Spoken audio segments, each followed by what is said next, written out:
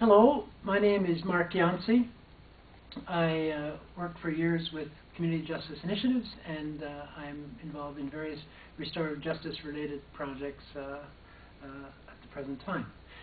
I want to tell the story of the Elmira case.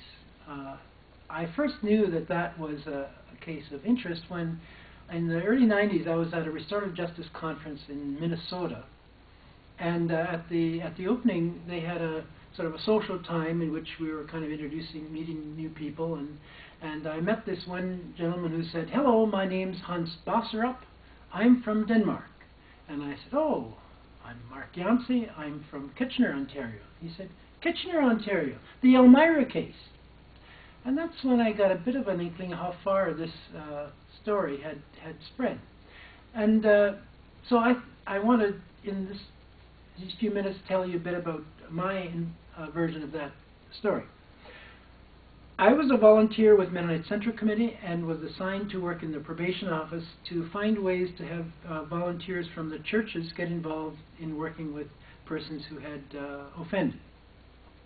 And so we started various projects, and there was but more importantly, there was a group of people, lay people from various churches and various community people, we would get together periodically and we would talk about the justice system, which was quite a weird structure from my reading of it, just not being used to that structure at all. So I was working in that system, and once in a while we'd get together and we'd brainstorm and hear how people were doing with their volunteer placements and so on. And at one point, as a probation officer, I was asked to do a report on two young men who had gone through the town of Elmira, slashing tires, smashing windows, 20 counts of willful damage.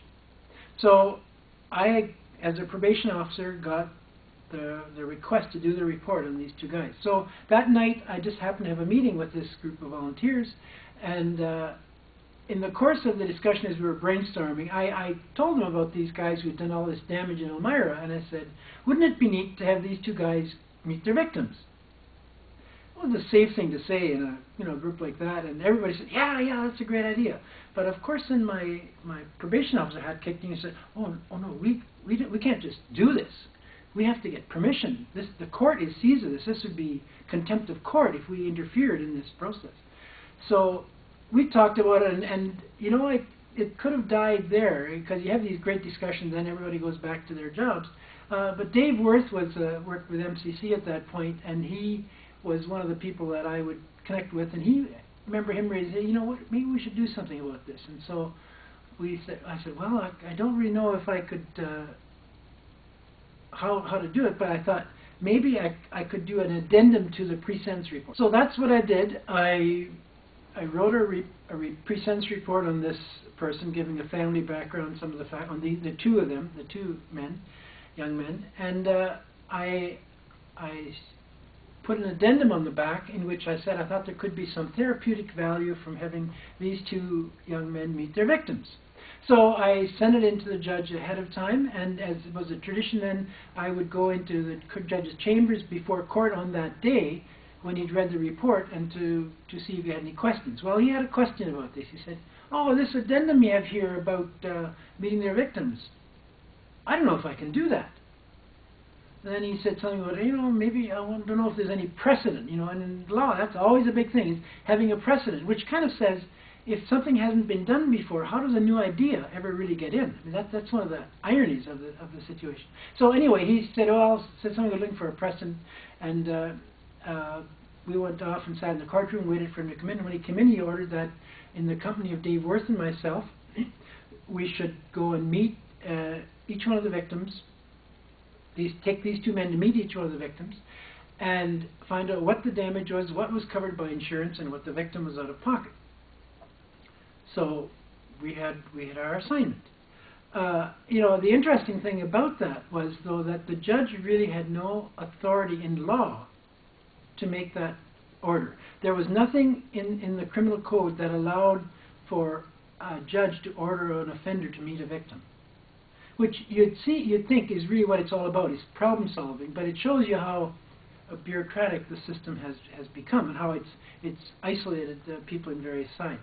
So So we, anyway, we went around and we talked to all the victims and got the information, and went back to court, and then got to implement it, and then once they had time to repay the amounts that they had to pay, and so we went back again around the second time.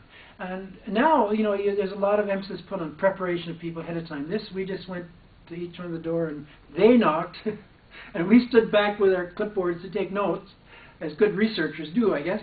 And and they said, we're the fellows that slashed your tires or broke your windows or whatever they did at that particular place. And they,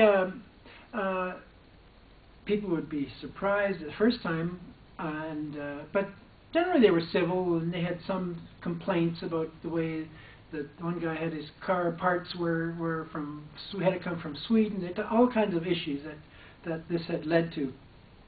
But the second time we came around, they came again to the same place, and they had checks for the amount that they were owed. And so that was really a much more comfortable exchange. And I remember one guy said to the one fellow, he said, what did you say your last name was again? He said it, and he said, oh, are you related to so-and-so? Oh, yeah, he's my uncle. Oh, he's your uncle. Oh, I used to play hockey with him.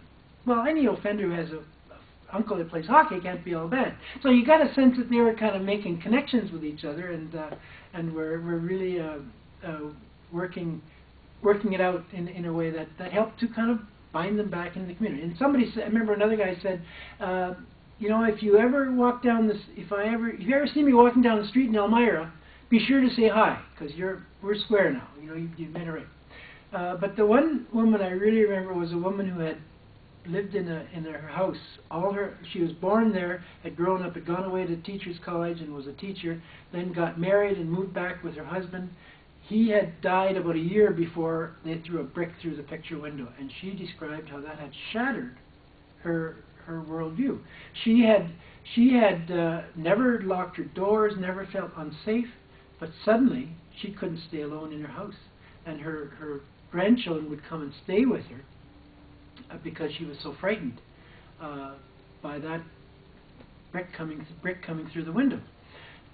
And then she said, and now I sit across from you, and I see that I really had no reason to be afraid, because, you know, you remind me just of my grandson. If he ever did anything like this, I'd really like him to do this, to be responsible like you are, and make it right. So and then she said, I've got $100 here in restitution that they'd paid, $50 each for the deductible on her insurance, and she said, I'm going to use this to help someone else. So there was a sense in which it was kind of being carried on. It had been crime is something that harms people, but if out of in the addressing of crime we can make things better for everyone, we've really been restorative in what we do.